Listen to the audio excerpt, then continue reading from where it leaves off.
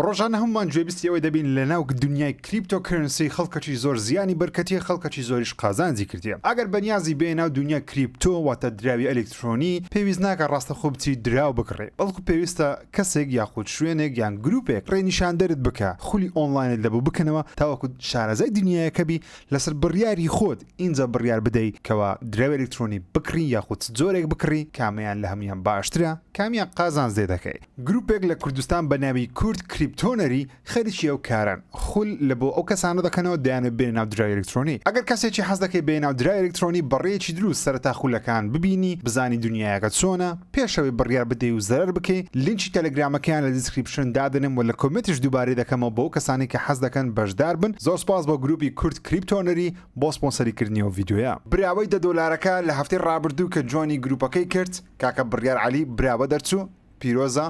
لە ڕێگەی سناپچاتەوە لە ڕێگەی ژیر ئۆفیشاڵ نامم بۆ بنێرە ئینشاءڵڵا $10 بۆ دەنێرم لە ڕێگەی فاستپەی بی یاخود کارتی پلەیستیشن بی ئەکسبۆکس بی هەرچێکت پێویستە. گەیمەرانی کوردستان بەخێر بن بە ئەڵقەیەکی نوێی بەرنامە 01 ژیری ئەڵقەی ژمارە 117 تۆمار دەکەم. هاوڕێیانی خۆشەویستم بابەتی زۆر هەیە باراز پێ بکەین. پێشەوەی بێمە سەر ستەیت ئۆف پڵەی، پێشەوەی بێمە سەر گاروڤاری، پێویستە باسی شتێک بکەم کەوا کۆمپانیەکانی ڤیدیۆ گەیم پێویستە شەرم لە خۆیان بکەن لەبەرەوەی هەندێک لە گەیمەران بە دروستکردنی یاریەکان لە ڕێگەی ئەنریل ئینجن 5 هەرچەندە یاری تەواو نیە تەنیا کۆنسێپتە تەنیا هەندێک چۆن دەڵێی بیرۆکەیە گەیمەرەکەڵ ساوە یاری Red Dead Redemption 1 بە ئەنریل ئینجن 5 دروست کردیەوە دەتوانم بڵێم ئەگەر ڕۆکستار ئەنریل ئینجن 5 بەکاربینی شتێکی زۆر زۆر ناوازە دەبێت. بێگومان گەمەکانی ڕۆکستاری بە ئینجینی خۆیان دروست دەکەن لەوانەیە بەو شێوازە جوان نەبی گرافیک بەڵام بێگومان پێشکەوتوترین یاریەکە واتە لە ڕووی میکانیک و تەرتیبات و شتەوە بەگشتی پێشکەوتوترن. دەتوانین بڵێن باشە گەیمەرێک چەند کەسێک بتوانی یاریەک ریمیک بکاتەوە یان بە شێوازێک بەو شێوازە جوانە نیشانمامدا بۆچی کۆمپانیەکانی ڤیدیۆ گەیم ئەوەندە تەمبڵن لە دووبارە دروستکردنەوە یاریەکان ڕیمیکردنەوە یاریەکان. زۆر بابەت هەیە دەمێت لەسەر Red Dead Redemption ریمیکی قسە بکەم بەڵام دەنگۆ هەیە کە ریمیک دەکرێتەوە بەڵام فەرمی نییە. Red Dead Redemption 2 ئاپگرێد دەکرێتەوە PlayStation 5 و Xbox Series دەکرێتە 60 فریم 4K دەنگۆ هەیە فەرمی نییە. Rockstar GTA 6 دەنگۆیەکی گەورە هەیە کە دەڵێ Rockstar لە ماوەی 1-2 مانج داهات و ئەناونسمنتێکی هەیە ئاشاکردنێکی هەیە جایەک لەو سێ شتێ بەڕاستی ئەو ئەناونسمنتە یان GTA 6 وەکو تیزەرێک وەکو لۆگۆیەک شتێک یان Red Dead Redemption 1 ریمیکی ئاشا بکەن یان Red Dead Redemption 2 کواڵیتی بەرز بکرێتەوە PlayStation 5 و Xbox Series. چاوەڕێی ڕۆکستارینا ئینشاڵڵا تاوەکو 1-2 مانجی دیکە شتێکمان لە بۆ دەکەم. ئۆکەی با بینە سەر ستەیت ئۆف پڵەی. ئاڕێیانی خۆشەویستم لە سەرتاکس دەڵێم ستەیت ئۆف پڵەی بەشێکە لە سەمەر گەیم فستیڤاڵی واتە ستەیت ئۆف پڵەیە جیاواز لەگە ستەیت ئۆف پڵەیەکانی ڕابردوو. ئەو ستەیت ئۆف پڵەیە بەشەکە لە سەمەر گەیم فێستی ئەو کۆنفرانسەی کەوا جێف کیلی ئەنجامی دەدا هەموو ساڵێ چەند ساڵە E3 هەبوو بەڵام ئێستا E3 نمایە و ساڵ چ هەیە سەمەر گەیم فێست شوێنی گرتیەوە و سۆنیش وەکو پشتگیریکردن لە سەمەر گەیم فێستی یەکسەر لۆگۆی سەمەر گەیم فێستی لەناو ستەیت ئۆف پڵەیەکە دانا کە ئەوە شتێکی مهمە ئێستا زیاتر باس دەکەم پەیوەندی بە گاروڤاری هەیە. کۆمەڵە سەچیان ئاشا کرد پێم ماوە بەگشتی ستەیت ئۆف پڵەیەکەم بەدڵ بوو باشترین ستەیت ئۆف پڵەی لەوانێت لە ماوەیەکی 1000 زۆر کە بینیمانە تایبەت نەبی بە یاری وە چەند یاریەکیان ئاشا کرد وە سۆنی وتی تەنیا گرنگی بە PlayStation VR 2 دەدەین لەگەڵ یاری third party وە بزەبە دەشتەشیان کرد هەندێک یاری PlayStation VR 2 هەندێک یاری third party با دانە باسی گەورەترین یاریەکان بکەین کە ئاشاکران لە ستەیت ئۆف پڵەی. سەرەتا Resident Evil 4 Remake بە فەرمی ئاشکراکرا لە 24 مانجی 2023 بڕیارە بڵاو بکرێتەوە. یاریەکە تایبەت دەبی بە PlayStation 5 و Xbox Series و PC. نازانم لەبەر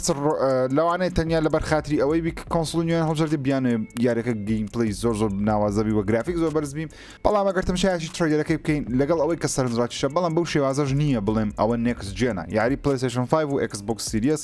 کواڵیتی لەوەی بەرزترمان بینیوە بە تایبەتی قژوشتیان نازانم بۆ دەرەجەی سەرنجڕاکیێژ نییە. تڕێلەکە جوانە نۆستاڵژەیە بۆ کەسانێک کە حەزیان Resident Evil 4 بەڵام لەو ڕوانگەی قسە دەکەم دەڵێم ئەگەر دەڵێی ئەو یاری تایبەتە بە کۆنسۆڵی نوێ بەڵام گرافیکەکەی بە گرافیکی کۆنسۆڵی نوێ ناچی بە گەیمی وەکو Resident Evil 8 دەچی کە شتێکی خراپ نییە بەڵام پێویست ناکە تۆ یاریەکە تەنیا لە بە Resident Evil لە بە کۆنسۆڵی نوێ بەردەستخی بەڵام گرافیکەشی بۆ شێوازە پێشکەوتو نەبیکەوە بڵێن ئۆکەی تێدەگەم لە بەرچدە بە کۆنسۆڵی نوێ مهم یاریەکە دەڵێ ڕیئیماجنت واتە 100% هەموو شتەکان وەکو خۆی نابێت دەستکاری چیرۆکە دەکرێن هاوشێوی ڕێزدنت ئیڤڵ 2 ریمیک و ڕێزدنت ئیڤڵ 3 ریمیک دەستکارێکی چیرۆکە دەکرێت و گەیمپڵی بە تەواوەتی ئۆڤەرۆڵ کرا واتە گەیمپڵی تقریبا وەکو ئەوڕێیان ئەو کەسانی ئیشان لەسەر ڕێزدنت ئیڤڵ 2 ریمیکی کردیە ئیشان لەسەر یاریەش کردیە سو گەیمپڵی زۆر لە ڕێزدنت ئیڤڵ 2 ریمیکی نزیک دەبێت کامێرایەکە نزیکتر دەبتەوە ئۆڤەر دە شۆڵدەرە هەرچەندە پێشترش ئۆڤەر دە شۆڵدەر بوو واتە کامێری کەسی دووەم نییە ئەوشتا کەس سێمە بەڵام بە شێوەی ئۆڤەر دە شۆڵدەر واتە وەکو لەسەر شانی ڕانیشان دەدا گوندەکەی تێدایە چیرۆکە هەمان چیرۆکە کچی سەرۆکی ئەمریکای ڕفێندرایە لیۆن ئەفکەنەدی دەوی بچین ڕزگاری بکەم حەز دەکەم بیکەم ئینشاءڵڵا 24 مانجی 2023 کە زۆر دوور نییە هەکسەکردن لەسەر یاری ترسناک و مانەوە لە ژیان خۆ سڤایڤەر هۆڵ کە پێبسەیرە لە خلالی سێ مانجی تۆنە یاری سڤایڤەر هۆڵ بڵاو دەکرێتەوە لەو ساڵ و سەرەتا ساڵ داهاتوو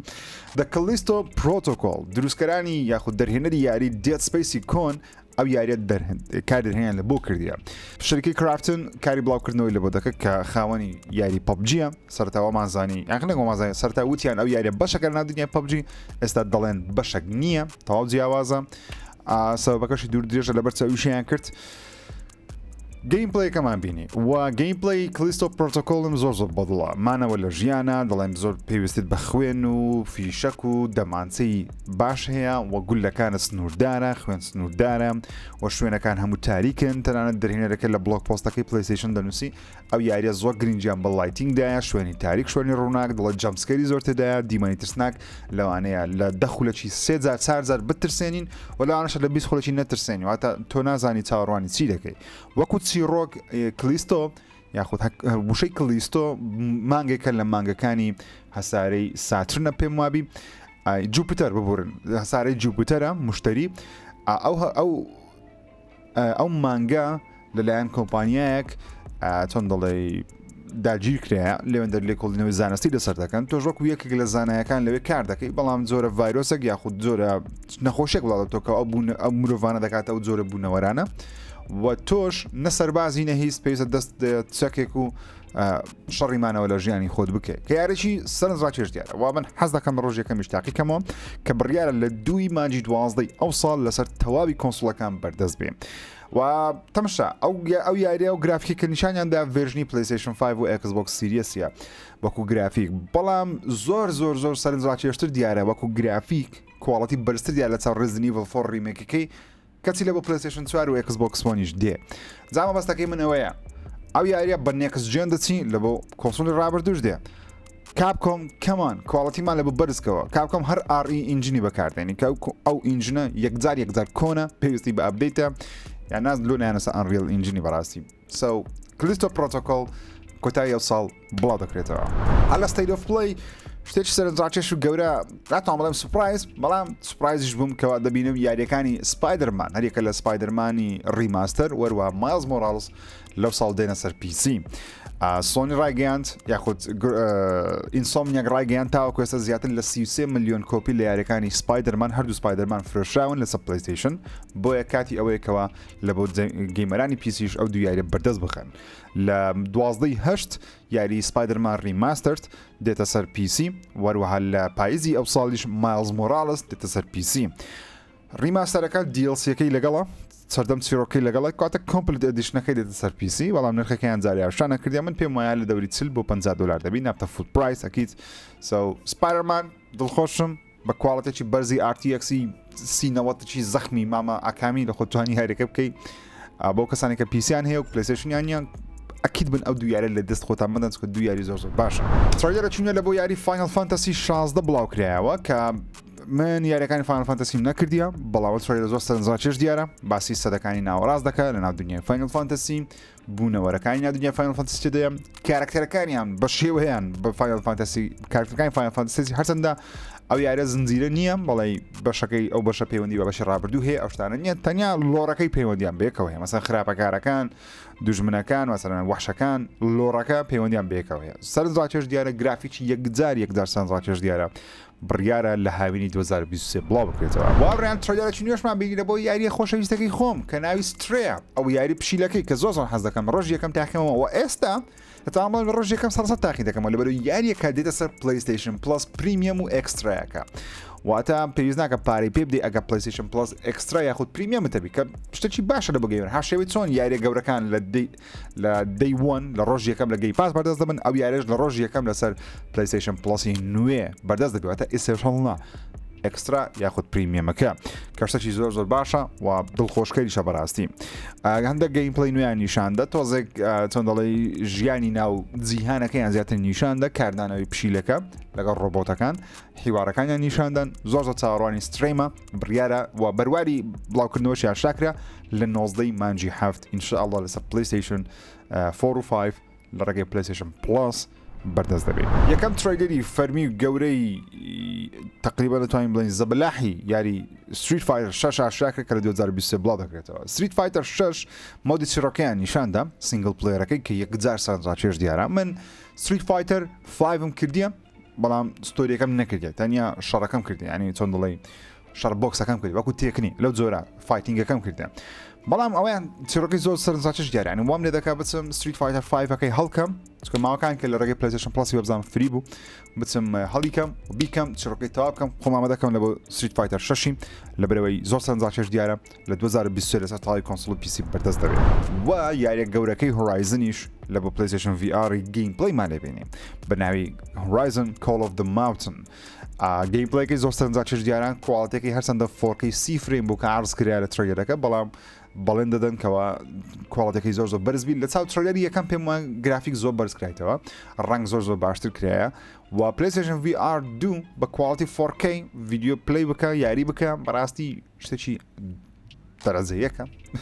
و تاوەکەسە زۆر هەواداری VR نێمە لەبەرەوەی نرخی زۆر گرانە شتێکی ئافتەر فۆتە واتە دوایە بیرگە دەکەیتەوە ئەساسی نییە بەڵام لەوانەیە وەمان لێ بکەوەش پارەش بۆش بدەین سۆنی کەمان حەقسەکردنە سە هۆرایزنی هەروە ئەپدێتێکی نوێژ لە بۆ یاریەکەی بەردەست دەکرێت تێدا NewGame Plus ئاشا دەکرێتەوە کە یاریەکە تەواو کرد بە تەواوی چەک و ئەسلیحەکانی خۆت دووبارە دەتوانی بە بەقوەتیەوە دەست بە یاریەکە بکەوە وەکو چیرۆکە دووبارە ببڕی و ئەپدێتێکی لە ڕۆی گرافیکەوە لە بۆ بەردەست دەبی مۆدێکی نوێ لە بۆ بەردەست دەخەکەوە چل فرێمە چلیان چ فرێمەشتەکی لە بابەتەیە کە سەرنجڕاکێشە وەروەها مۆدەش بەردەست دەکە هەم 4K هەم ئەپسکێل خۆی ئەپسکێل دەکە لە بۆ 4K واتە هەوڵ دەدا بێتە 4K لە هەمان کاتیشدا فدڵەتیش بیم وتە گرافیکیش بە ڕێی تریسینگەوە خۆ نیشاندا ئەو کاتی خۆی ئینسۆمنیاچی لە بۆ یاریەکانی سپایدەرمان ئەو شتیان کرد کە زۆر سەرنجڕاکێش بوو ئەو ئەپدێتە لە ئێستا بەردەست دەتوانێت بە خۆتان لەسەر پلەیستیشن 4 و 5 بەردەستی بخەن یاخود وەری بگرن ئۆکەی باسی وام کرد کەوا God of War پەیوەندی بە گەیم فێستی هەیە چۆنیش ئەوڕۆ بەو بەیانیە جمعان بەیانیەکەی زۆرێک لە بەشێک لە لیکەرەکان زەپێکەرەکانە ناو تویتەری پێشبینی خۆیان ئاشا کرد منیش پێم وایە پێشبینیەکەی منیش هەروایە لەبەرەوەی ستەیت ئۆف پڵەی بۆ بەشێک لە گەیم فێستی کەواتە یاری God of War لەوانەیە دەتوانم بڵێم 150 بەسەرەوە لە سەمەر گەیم فێستی ببینین ترێلەرێکی لێ ببینین و ڕلیز دەیتی ببینین و لە مانجی هەشت مانگێک پێش بڵاوبوونەوە یاریەکەی ستەیت ئۆف پڵەی تایبەتی لە بۆ ببینین و پێش بڵاوبوونەوەشی ستۆری ترێلەرێک و ینی مارکتینگەکە بەڕاستی دەست پێ بکەن لەبەر شە قسەی دەکەین لەبەرەوەی لەو مانگەی یاری God of War 2018 دێتە سەر پلەیستیشن پلس بەو کەسانێک کە یاریەکەیان نییە سیدیەکەیان نییە پێیان ناکردرێ ئەگە پلستەیە دەتوانێت یاری لە بۆ خۆت بە خۆڕایی داڵۆن کرد ئەوە بەشەکە دەستپێکی مارکتینگە دەستپێکی ڕکلامکردن لە بۆ God of War Ragnarok کاتە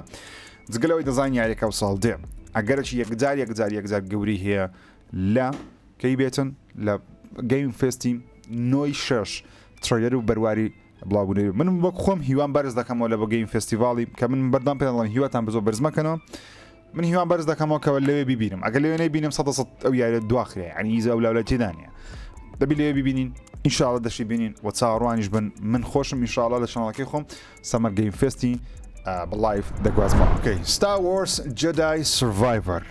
ترێلێکی نوێ لە بۆ بڵاوکرایەوە یەکەم جای شەو یاریە ببینێن Star Warsی ڕابردوو Star Wars Jedi ڕابردوو بە ناوی Fallen Order بوو یاریی زۆر متعاملی کرد بەڕاستی هەم وەکو گەیم پڵەی هەم وەکو چیرۆک و هەم دنیای Star Warsیش بوو ئەو جارە ترێلەرەکە تەنیا سینەماتیکە بێگومان بەڵام گراند ئینکوزیتەری تێدایە ئەگەر جەماعەتی Star Warsی دەزانێت و کابرای چییە بەڵام کەسێکی تێدایە لە ناو باتەبە چیە یاخود لە ناو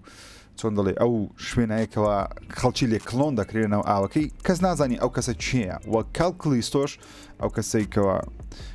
پەڵانی یاریەکەی سەیری دەکا ترێگەکەی سەرنجڕاکێش دیارە لە 2023 بڵاو دەکرێتەوە و یاریەکە تایبەتە بە PlayStation 5 و Xbox Series ڕیسپاوە بە فەرمی ڕێگای